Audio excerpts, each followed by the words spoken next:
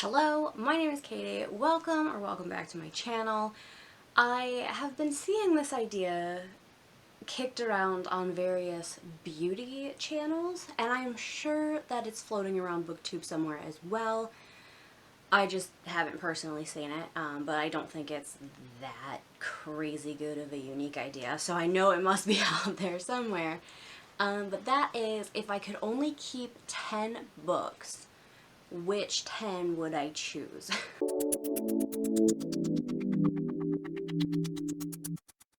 Now, this was really hard. I deliberated for a while, and I'm not gonna say I stressed myself out over it because, like, I'm not actually only keeping these 10 books, but I thought it was a fun little exercise in learning what books are actually important to me, and it's also given me some insight on what books I want to reread, so I thought that was pretty cool.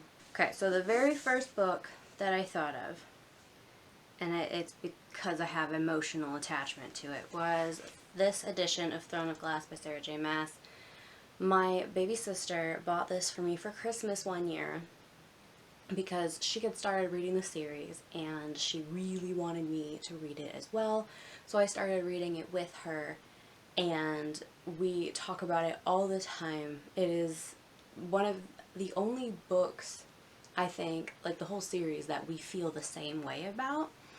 And so we kick back theories, or we kick theories around and we discuss our character favorites and who we don't like, and it's just a lot of fun. So aside from the fact that I just think Throne of Glass is like a fun, easy read, this particular copy just means a lot to me. So I had to keep this. This was the very first book that I knew was going to be on the list. And while we're on the YA theme, Illuminae by J. Kristoff and Amy Kaufman. First of all, I've already read this book like twice, and the story impacts me the same way each time. I love the mixed media format of it. It's like got a ton of different things. It's easy to read. It's very fast paced. This, I think, really introduced me to sci-fi as a genre, and from here I just kind of spiraled out of control with it. I love Katie and Ezra. I think it's so interesting that in this story we don't have two people falling in love for the first time. We have a couple who had been together for a while and broke up and are rediscovering each other through rather tragic circumstances. In this book, I don't think it's a planet that they live on. I think it might be an asteroid or something. But there are two different mining companies. Both of them are doing illegal things. This is an illegal colony that Katie and Ezra live in. And someone comes and starts blowing things up on the planet. So a bunch of people manage to escape. And then we're learning about what kicked off this like interstellar war. Really though, this is a story about a relationship between Katie, Ezra, and an artificial intelligence. And I thought it was beautifully done. Alright, now we're going to get into some adult fiction. This is where I struggled. This is where I struggled.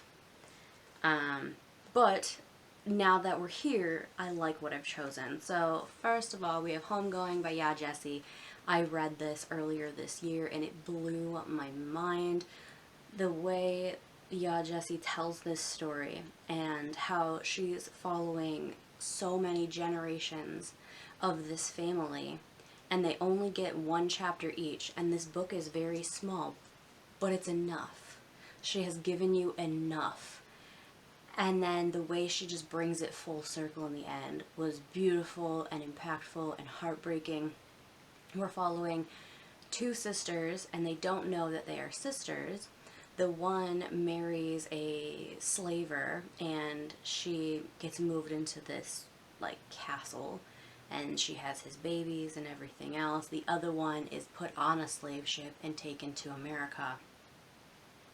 And then we're following their descendants for up until like the 19 something.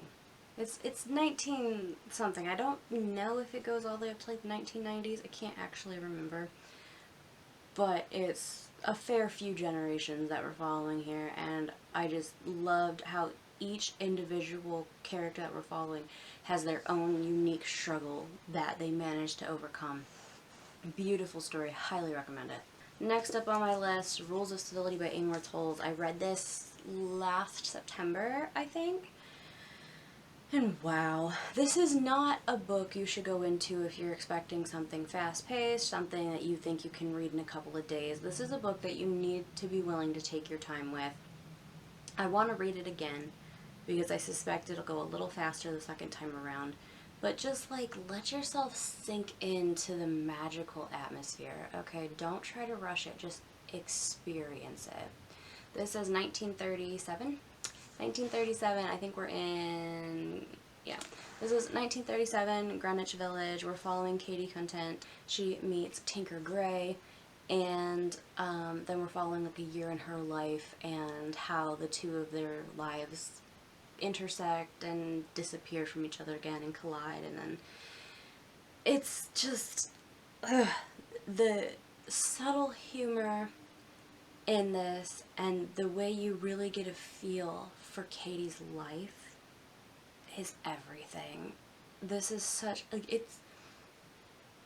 it's the most magical book I've ever read without there actually being anything magical included in it, if that makes any sense at all. I don't know how to explain it any better than that. I just read it, okay? If the idea of spending some time in 1930s Greenwich Village appeals to you, just pick this up. Next up, I have The Lost Queen by Signet Pike. I think I read this back in January. And this was a book where, as I was reading it, I wasn't sure if I was enjoying it because this is also fairly slow-paced. It's very involved. But when I finished it, I just felt this yearning to pick it up and read it again because I wanted to be back in the world. I wasn't ready to leave. Our main character here is Langoreth. She is a princess or a queen in 6th century Scotland, and her brother is actually the person who inspired the Merlin myth. And it was so...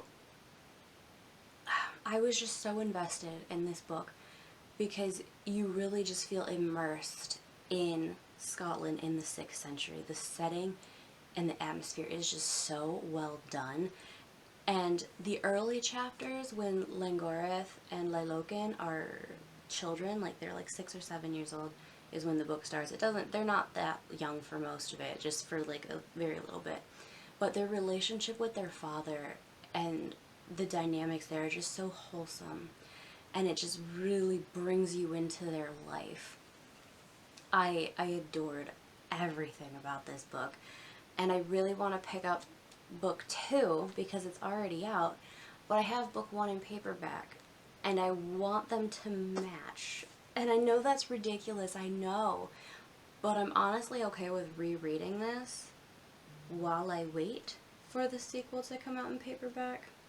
So that's what I'm doing. The next book here I deliberated on for a while, for several reasons. One, because it's been a fair few years since I've read it, so I'm not sure I actually feel the same way about it. But I decided to include it anyway because I still want to reread it. It's one of those books that I desperately want to reread and have since I put it down, and I just continually do not make the time to do it. So I thought maybe this would give me the kick in the pants that I need to actually get it done.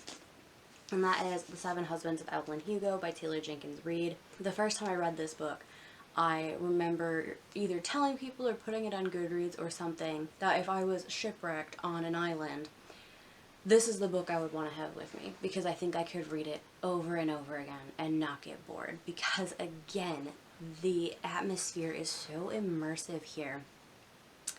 Evelyn Hugo is now elderly and she has never really given anybody her life story. So it's a surprise when she calls up a relatively unknown journalist and decides that she is the one she is going to tell all these things to. And her story is amazing and it's beautiful, and we get to discover through the telling of her 7 husbands who her one true love actually was. And it was heartbreaking, and oh my god, it was such a beautiful story, and it was so well told. I think this will probably be the best thing Taylor Jenkins Reid ever writes. The final fiction book on this list, and this is where I got stuck, okay? The Poppy War by R.F. Kuang. Now, I just recently read this for the 2nd time, and I also reread The Dragon Republic, and then I finished up with The Burning God. And I wanted to include all 3 books on this list. But I couldn't justify it. I couldn't justify it because there were so many other books that I wanted to include that I thought, just suck it up, just include the first book. It'll be okay. And it is okay. It is okay. So this is a fantasy story based on the Sino-Japanese War, and it does not hold back with depictions of what war is like, particularly for just normal townspeople, which is horrifying. So if you are someone who is easily triggered, don't read this book. Just do yourself a favor, because it is the type that could potentially give you nightmares. It begins, however, with Rin, who is a peasant girl in this province that nobody cares about. She was a war orphan who was living with a horrible family, and she studies for this exam because that is the only way to get herself out of this marriage that her adoptive family is trying to force her into. So the exam is extremely difficult, and hardly anybody actually passes it, and even fewer manage to score high enough to make it into the Sign-Guard, which is the elite academy for the warriors. That's where they train. But she defeats the odds and she makes it, and so a lot of this book is her trying to make her way at this school where mostly it's children of the elite who get in, and she does not fit in. But she manages to make some really good friends, and it's just, the characters are so good. There's so much humor that I noticed, especially the 2nd time around. And the character interactions feel so real and dynamic, and it's just, I want to see this on screen someday. Okay, and this wouldn't be a Katie video if I didn't include some nonfiction. So I have selected 3 that I would not want to live without. First is Word by Word, The Secret Lives of Dictionaries by Corey Stamper. This is so funny. This is a book for word nerds. Corey Stamper is someone who writes definitions for words. That's what she does as a job for, I think, Merriam-Webster? Is that who it is? Yes, she does, for Merriam-Webster. There is like a title for what she does. I can't remember what it's called though. But listening to her describe the people that she works with and just the overall environment and the stress of trying to write a definition for little words like is or for or but, and it's just great. If you are a word nerd, you will adore this book. But then the next one, I went a little bit practical, okay? How to Invent Everything, A Survival Guide for the Stranded Time Traveler by Ryan North. This book is hilarious because Ryan North has written it as though it is a survival guide for a stranded time traveler. That being said, it includes so much good information about how to rebuild civilization from scratch. Unbelievably funny, but also incredibly useful. And, like, I adored this so much. And the final book, probably the book that I have been thinking about the most this past year, and that has impacted me more than anything else I have ever read, I think. The Warmth of Other Suns, The Epic Story of America's Great Migration by Isabel Wilkerson. This was, oh my god, it opened my eyes to so many things because Isabel Wilkerson takes us back pretty much to the time of slavery and then brings us forward to the years in which most former slaves and their descendants were finally bailing on the South, and they were moving north to Philadelphia and Chicago, or in some cases moving west to California. And she does this by selecting, I think, 3 individuals, and she just sat with them for a long time, and she just took notes and gathered their stories and then told them, interspersed with just basic facts, economic data, that kind of thing. And it is so clear when you read this. You can see exactly how we got to where we are today as a society, and how exactly present day, predominantly black communities have become what they are. And it's eye-opening is the best word I can use for it. And I know it's long and it's intimidating, but once you get started, it is so immersive that it doesn't feel like it takes that long to get through it. And the stories are heartbreaking, but also incredibly interesting, and you want to know more. And Isabel Wilkerson is an amazing writer. She's honestly just a genius when it comes to crafting a narrative, and I can't get enough of this book. I definitely will be rereading this someday in the future. So those are the 10 books I have selected, if I could only keep 10. That was hard. It was hard, but I did it. I'm okay. I'm okay. So let me know in the comments if there are any books that you immediately thought of when I said if you could only keep 10 that would be on your list. I would be really curious to hear what they are. I would also be curious to hear any feedback on my selections. Thank you for watching. I hope to see you soon. Bye.